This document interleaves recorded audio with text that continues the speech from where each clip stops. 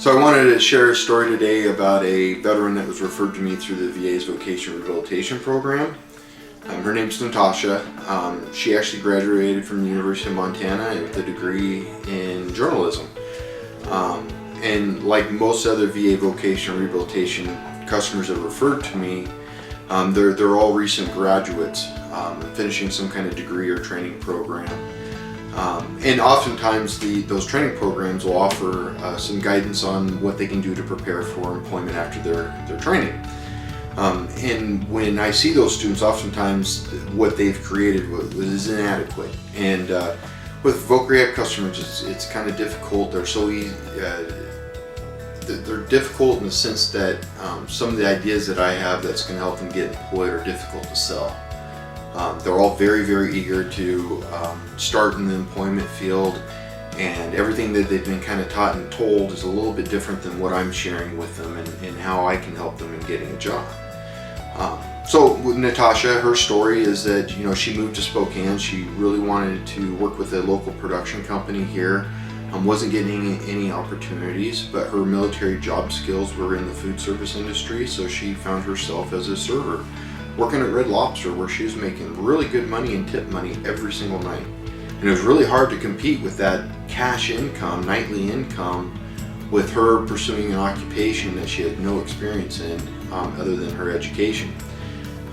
So it was very difficult to kind of sell the idea that she could do better than serving at a restaurant. So it took some time to get that resume turned around. She had a website that she created that highlighted her portfolio and skills, and it was very difficult to describe to her why the resume is still an important tool for her. So these are some things and struggles that oftentimes I face with many of my customers, is sometimes they just don't understand the process that we're doing to help them get that, to reach their employment goals.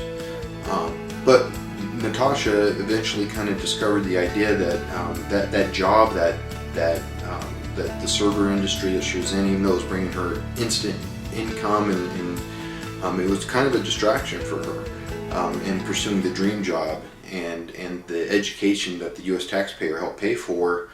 She wants to make sure there's a good return on investment for those taxpayers, and so she wanted to pursue her degree. So she actually quit her serving job to focus specifically on this job search process. And in what took us almost 3 to 4 months just to get a resume put together, in less than 2 months from the time that we buckled down and actually started seriously looking for opportunities, she got a job offer with the local news agency as a director. So her first job with a degree in journalism is as a director for our local news station. And I'm looking really forward to seeing what she's able to produce in her